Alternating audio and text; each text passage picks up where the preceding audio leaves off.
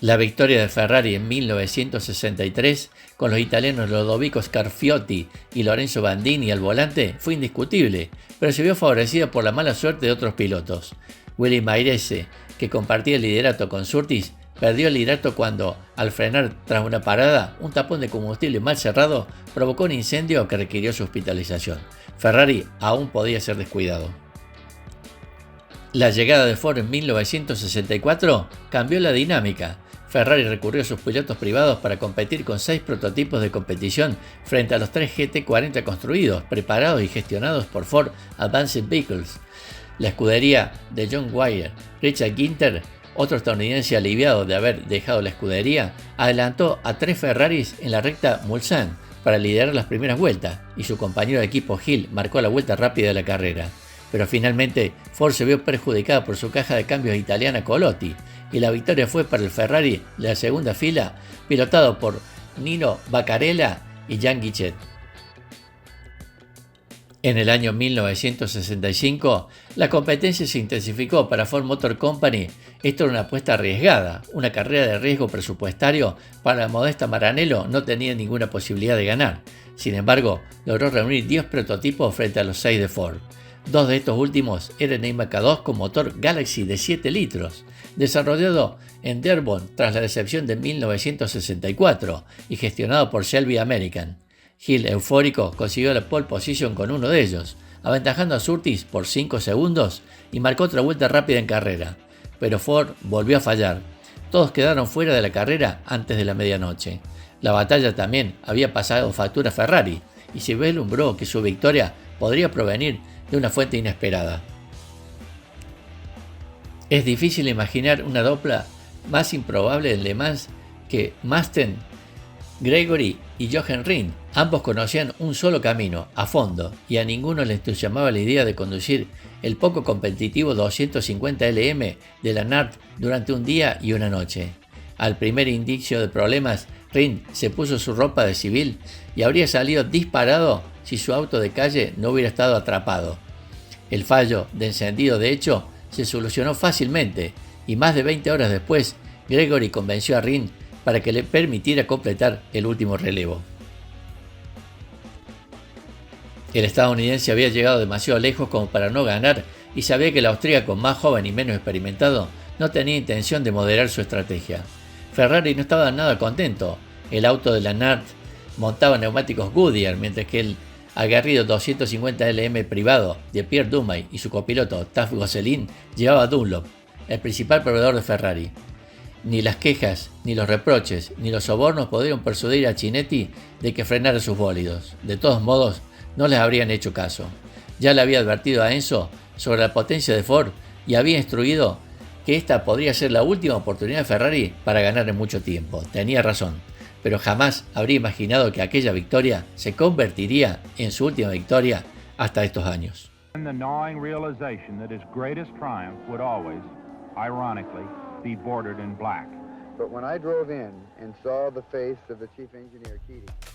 Ford, cuyo Shelby Cobra Daytona también fueron superados por Ferrari en la categoría GT, canceló su programa durante 15 días. Llegó en 1966 con una flota de 8 MK2 y con Holman Modi, filial oficial de la NASCAR, y el equipo británico Alemán Racing, reforzando a Shelby American. En contraste, Ferrari solo envió 2 de sus nuevos P3 con motor V12 de 4 litros. Aunque hermosos, estaban en desventaja tanto en potencia como en número. Surtees, quien marcó el mejor tiempo en las pruebas oficiales de abril, era su única esperanza realista, y aunque clasificó quinto, planeaba atacar desde el principio. Fue entonces cuando el director del equipo, Eugenio Dragoni, con quien mantenía una relación cada vez más tensa, les comunicó que su copiloto y un piloto menos experimentado sería quien realizaría el primer relevo. Esto se hizo para congraciarse con Gianni Agnelli, el tío de Scarfiotti, que se encontraba entre el público, es decir, con el nuevo presidente de FIA. Surtees montó en cólera y corrió a Maranello para exponer su caso a Enzo. Se niega a revelar qué se le dijo que puso fin a su carrera en Ferrari. Que 3 Ford entraran en boxes al final de la primera vuelta animó a Ferrari. 24 horas después, 3 Ford cruzaron la meta en formación. Ferrari volvió a llevarse la categoría GT, gracias al octavo puesto del 275 GTBC de Maranello Concessionary, pilotado por los jóvenes pilotos de Fórmula 3 Roy Peake y Pierre Courage, pero no pudo escapar de su derrota. La agonía continuaría en 1967. El Ford Mk4, construido en Estados Unidos por la filial oficial de Carcraft, era una flecha de 354 km por hora que atravesaba el corazón de Enzo. Si bien el peso ahorrado gracias a su monocasco de aluminio con estructura de panal se vio contrarrestado por la adición de una jaula antivuelco en respuesta al fatal accidente de Ken Mills durante las pruebas con el predecesor del J-Car, tenía la medida tomada Ferrari. Parkis fracasó en un intento descarado pero desesperado de provocar al líder Dan Gurney para que amenazara en una lucha innecesaria. Se estacionaron uno detrás del otro en arranque durante varios segundos. El característico estallido del champán de este último reventó la burbuja de Ferrari en Le Mans. Ningún Ferrari oficial participó en 1968 y no se logró ninguna victoria de clase.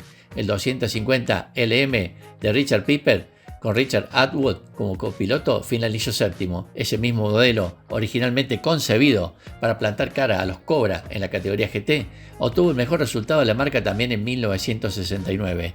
La versión NART de Sam Posey y Theo Secoli terminó octava. El Ford GT40, revitalizado por un cambio en el reglamento, se alzó con la victoria en ambas ocasiones.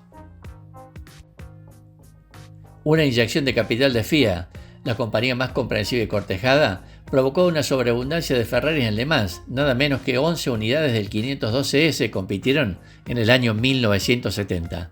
Pero el magnífico 917, tanto en su versión de cola larga como de cola corta, era superior a la larga más fiable y logró un doblete. Esta fue la primera victoria de Porsche y la carrera ya estaba teniendo para Stuttgart el mismo efecto que había tenido para Ferrari.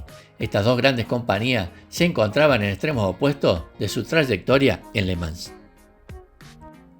Forghieri siguió resentido por muchos años, porque Enzo entregó las mejoras del 512M a sus pilotos privados para 1971. La creencia del diseñador de que poseía la velocidad para asustar a los 917 quedó demostrada por el auto de Penske de Mark Donohue, que, si bien había sido muy modificado, carecía incluso de la resistencia necesaria para Le Mans, y Porsche logró un doblete. Sin embargo, la orden de Enzo dio sus frutos en 1972, cuando el aguerrido prototipo 312 PB Grupo 6, con su motor Boxer, 12 cilindros y 3 litros, arrasó con todo a su paso, excepto en Le Mans. La decisión de su rival Matra de concentrarse en esa carrera provocó la represalia de Enzo, quien se retiró la semana anterior. Por segundo año consecutivo, Ferrari no tendría representación oficial en Le Mans. Se esperaba que la situación se repitiera en el año 1973, sobre todo porque Matra ya había demostrado ser más rápida en las carreras de velocidad del Campeonato Mundial de Marcas. Sin embargo, Ferrari decidió participar a última hora y gracias a un esfuerzo titánico mantuvo el resultado en suspenso hasta los últimos 90 minutos. Jack Hicks y Brian Reedman iban en la vuelta con líder cuando finalmente el mecanismo de válvulas dañado previamente por un escape suelto falló. Al menos aquella derrota tuvo su honor. La temporada de Fórmula 1 de ese mismo año fue sin duda la más desastrosa de la historia de Ferrari. Peor aún, se completó con un chasis monocasco fabricado en Inglaterra. Cuando el nuevo director del equipo, Luca Di Montezemolo, propuso que la Fórmula 1 fuera el único objetivo deportivo, encontró sorprendentemente poca oposición. La trascendental decisión se aprobó prácticamente sin oposición. Su retirada de las carreras de resistencia, el nuevo auto se había probado en Paul Ricard en diciembre, empañó el brillo de una categoría en decadencia que tardaría más de 10 años en recuperarse. Aunque la salud física de Enzo se deterioraba, su agudeza mental permanecía intacta. Comprendió que cuanto más se sumergía en esa penumbra, más famosos se volverían en sus autos. Aquellos aspectos de Cinetti había considerado debilidades hace tiempo se fusionaron en una fortaleza. Era un juego extraño, una mezcla de morbosidad, falta de sentimentalismo, además de astucia, ignorancia y fuerza bruta, que Enzo dominaba a la perfección. Aunque era sumamente capaz de fanfarronear y vacilar cuando finalmente se liberó de Le Mans, el yunque resonante que había moldeado su empresa lo hizo con desapasionamiento. La Fórmula 1 era donde estaba el dinero comercial. No había término medio, era como la noche y el día. Tanto es así que más de 40 años después y 50 de la última victoria, esperaba la llegada de un nuevo amanecer para Ferrari en Le Mans. La verdad, sin embargo, es esta: el fabricante de autos deportivos más famoso no necesita la carrera de autos deportivos más famosa. La falta de un equipo de fábrica no ha supuesto ningún obstáculo para una serie de victorias de Ferrari en su categoría. Aunque ha habido carreras de Le Mans sin Ferrari desde 1973, los autos no oficiales han mantenido al cabalino rampante en su sitio la mayor parte del tiempo. Su imponente y atractivo 365 GTB4 Daytona, con motor V12 de 4,4 litros, dominó la categoría GT en 1972 y 1973, cuando fue dirigido por Charles Pourcy y conducido por pilotos de la talla de Jean-Claude Andret y Claude Bellot-Lena y Vic Elford, y continuó su dominio en 1974 con Cyril Grandet y Dominique Serrat-Bardini. También terminaron quintos en la general y ganaron el índice de eficiencia térmica en el auto de Raymond Touroud. Sin embargo, el Porsche Carrera 1975 RSR puso fin al reinado del Daytona, y el único Ferrari en el año 76 fue en V6 Turbo en la parte trasera de un Lancia Stratos. El equipo North American Racing Team de Luigi Chinetti, buscando alternativas para satisfacer su pasión por Ferrari, depositó su esperanza en el 365 GT4 Berlinetta Boxer de motor central, presentado en el Salón de Automóvil de París de 1973. Si bien utilizó uno de estos motores boxer de 12 cilindros y 4,3 litros, ya en las 24 horas de Daytona de 1975, el modelo no debutó en Le Mans hasta 2 años después, finalizando en el puesto 16, momento en el que ya había sido reemplazado por el 512 BB de 4,9 litros. Los 4 autos del modelo nuevo se retiraron en 1978, 3 de ellos por problemas en la caja de cambios, y fue el más antiguo, aunque actualizado, el que tuvo que mantener el honor que quedaba, terminando en el puesto número 16. En el año 1979 se introdujo la inyección de combustible para carburadores y una carrocería de Pininfarina más larga y aerodinámica para una versión del LM512BB, pero no pudo competir con el Porsche 935 ni con el BMW M1 en la categoría INSA. Su mejor resultado fue el 5º puesto en su clase y el 12º en la general. Mejoraría al 3er puesto en su clase y 10º en la general en el año 1980, aunque nuevamente superado por los 935, antes de cambiar las tornas en el año 81 cuando el auto atendido por Pozzi terminó 5º para ganar el INSA GTX por una vuelta. Porsche recuperaría su preeminencia el año siguiente, y eso fue todo para Ferrari durante bastante tiempo. Después de proporcionar un V8 biturbo para el encantador Lancia LS2 del Grupo C de mediados de la década del 80, que era lo suficientemente rápido como para lograr la pole en 1984, pero demasiado frágil para luchar por la victoria. Siguió una era de piezas sueltas, LS2 en manos privadas, un C2 Spice con motor Ferrari turbo que no logró clasificarse en 1991 y algunos delicados 348. Luego llegaría el Ferrari más probable en 20 años, el 333 SP, encargado según las reglas del Campeonato Mundial de Automóviles Deportivos de INSA de 1994. Este descapotable tenía la apariencia adecuada, gracias a la contribución de la fábrica y de los notables consultores Tony Southgate y Dallara, y también sonaba acorde a ello debido a un V12 de 4 litros derivado de la Fórmula 1.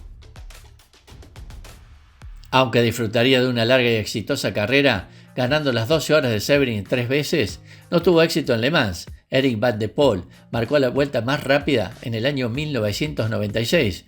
El catalizador del proyecto, Giampiero Moretti, copilotado por Didier Thys y Max Papis, terminó sexto en el 97 y en el 98 Doyle Racing ganó la clase LMP1 al terminar octavo en la general.